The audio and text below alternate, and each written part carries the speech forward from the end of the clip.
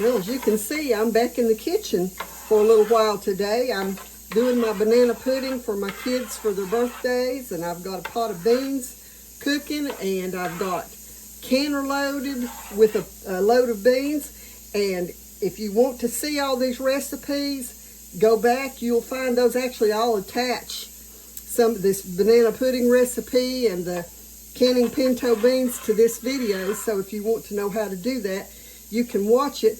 But while I'm standing here stirring my pudding mix, actually my pudding ingredients I should say, because there's no mix in it. This is flour and sugar and milk in it right now. But I wanted to share with you some things that our grandmothers had in their pantry all the time. But seldom do you find anybody with these ingredients today. So I want to tell you a few of those ingredients and see how many of y'all keep these ingredients in your pantries. Now this first one, y'all are going to know that I've got this in my pantry because you've seen me use it, and that is lard. You know, before there was Crisco and before there was margarine, all of our grannies always had lard in their kitchen. Of course, they kept they had tallow off of their beef, and they had the drippings off of their bacon and sausage and stuff like that too. But lard was a staple. That's what they used when they made bread, especially biscuits and pie dough. There was nothing better to make those with. And then the next one, of course, is salt pork. I mean, to cook a pot of beans, you had to have some salt pork or some fat back or something to throw in that pot of beans. And then the next one was cream of tartar. Now, how many of y'all have had cream of tartar in your pantry? Okay, so if you've got cream of tartar in your cabinet, you probably use it when you're whipping egg whites to make icing to put on top of a banana pudding or another dessert. It's a stabilizer for egg whites, but it's also used as a cleaning agent.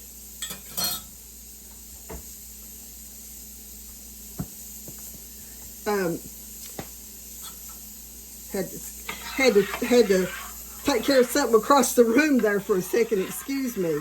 But cream of tartar is also a baking powder substitute. It's a cleaning agent, and it also will stop sugar from crystallizing. So, you know, some of these old things that our grandmothers knew how to use, we need to get some of them back in our pantries today. Now, the next thing here, and y'all have seen me do some of this, pickled everything. I mean, not just pickled cucumbers or pickled cabbage, but I mean, how many of you have ever had pickled pig's feet, or pickled cauliflower, or pickled okra? Just so many things that can be pickled. And then another thing is hard cheese. You know, the hard cheeses can be dipped in wax and kept for very, very long periods of time. So that's another thing that, you know, we've kind of left off, you know, having in our kitchens. And then another thing, and y'all know that I have this in my kitchen too, is molasses. I mean, if you run out of brown sugar, you can take white sugar, mix a little bit of molasses with it, and you've got brown sugar. But you're not going to have a good recipe for things like baked beans without brown sugar or without molasses. So, and then, of course, you know, this is one that a lot of people probably don't even think about having in their pantry, but powdered eggs. You know, whenever the eggs went so high a couple of years ago, of course, I had frozen eggs at that time. If you haven't seen that video, whenever I froze the eggs, or the one where I took them out of the freezer and cooked them after, I think it was about 16 or 17 months that I cooked those eggs, then check that out, because having frozen eggs was a godsend during that time. And then, what about real buttermilk? I mean, there are so many things that you can do with real buttermilk. I'm talking about the milk that separates off of the butter whenever when you take fresh cream to make butter, and you take the actual butter out of the milk, and you've got real buttermilk. And then, along with that is real butter. I mean, you don't have to have a cow nowadays to have real butter in your pantry or in your kitchen. And real butter does not have to be refrigerated. You can take real butter and leave it on the counter, and it's soft, and it's so good to spread on a hot piece of cornbread or a hot biscuit or something like that. And now another thing that most people don't have in their kitchens anymore, and I don't have this one, only because I don't really have a need for it right now, but that is lye. Lye was what they used to use to make lye soap with. And of course, I'm sure they had other uses for lye, but that was the big one. And then they made hardtack.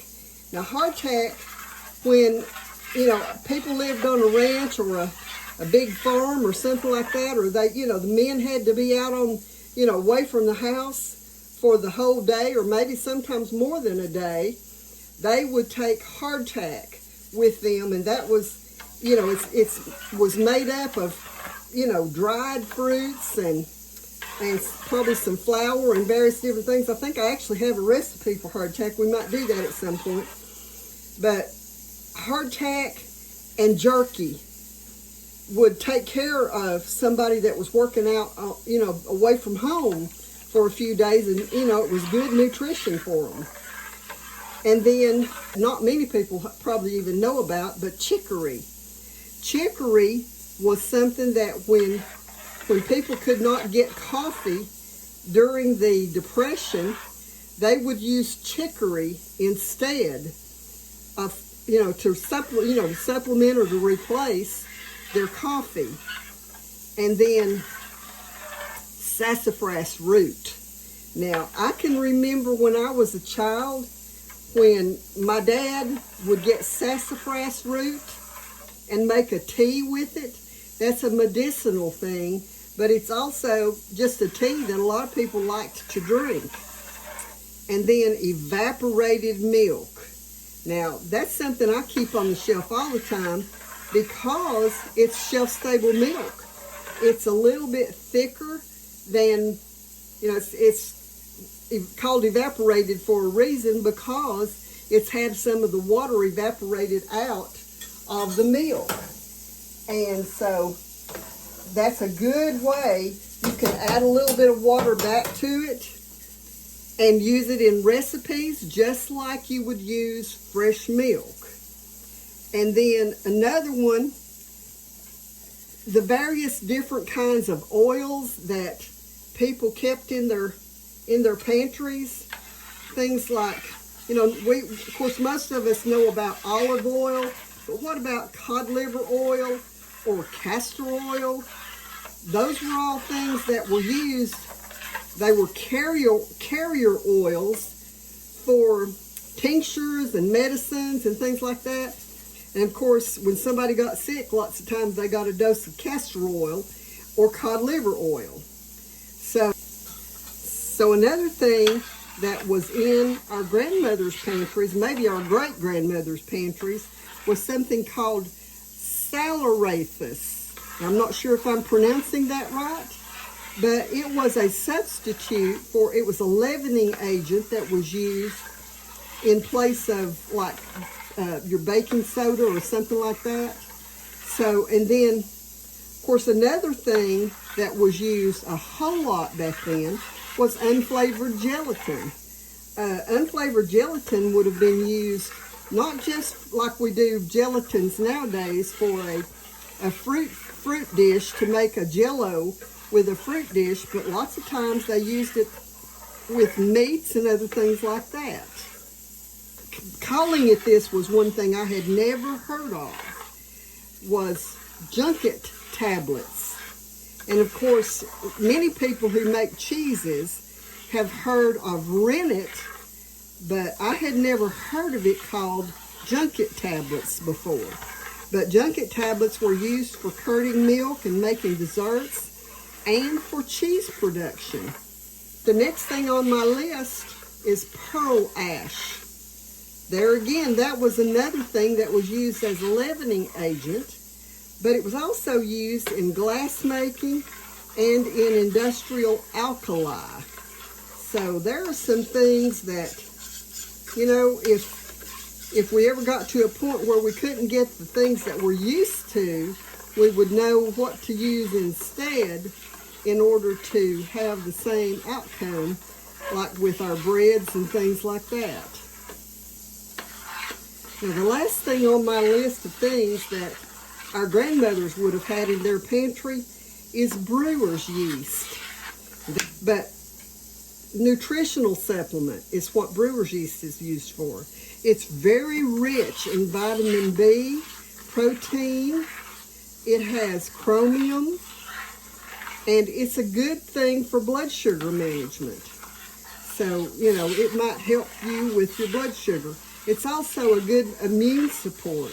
It's good for digestion, and it's also good for skin health. So I hope that's, you know, that you'll check this out and check this list out and see if there's something on the list that you might need in your pantry. I told you that I was going to show you a new recipe for doing okra. Now this is some big okra. It's not really hard, but it is big. Okay, so I have washed all of this and I laid it out here on this paper towel just to let it drain and dry a little bit before I start cutting it up. But it's okay now, so I'm just going to go ahead and get started with it. I'm going to cut the ends off of it and just cut it into, you know, 1/4 inch chunks into my bowl. And when I get all of that done, I'll show you what goes next. Okay, so I'm almost done cutting all of this up. You can see it's some pretty good size okra, but it's not really hard. If it's hard, you don't really want to use it because it won't cook right. Okay, so you can see I've got it all cut up. Now I've got my olive oil here. The only thing I'm going to do is just drizzle some of this olive oil all over. I want it all to be coated with the olive oil. That'll help everything stick to it. I'm going to just stir that up so that it helps to coat everything. Oh yeah, you can see there how shiny it is. And so it's getting coated really well. Now the next thing that I'm going to do is sprinkle some grated Parmesan cheese all over it. I want it to really cover it well.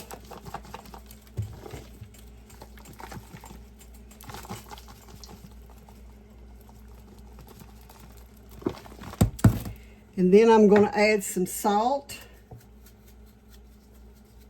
I've got it spread out around the bottom of the bowl so that I can make sure that everything gets covered well. I'm going to add a little bit of pepper to it. Not a huge amount, but enough to flavor it. And then y'all have seen me use almond meal.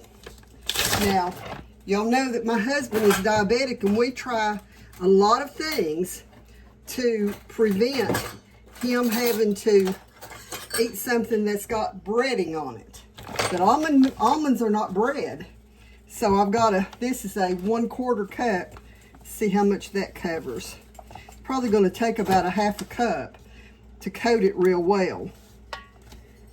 Okay, now I'm just going to stir that around again.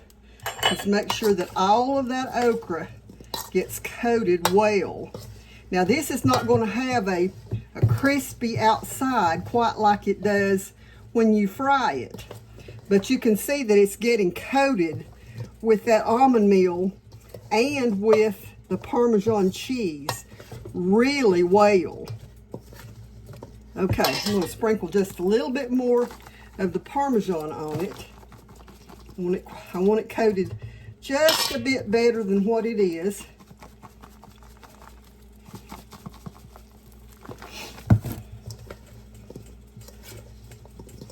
Okay, now you can see how it's coated.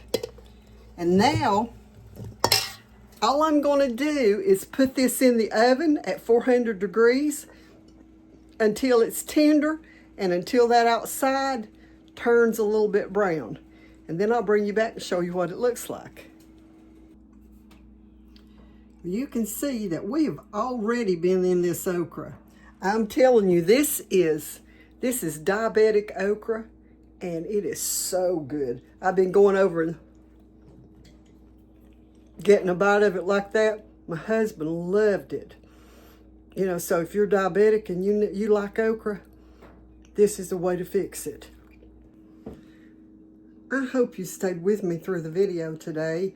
This okra that I just made was some good okra. It's as good as fried okra. So y'all try that.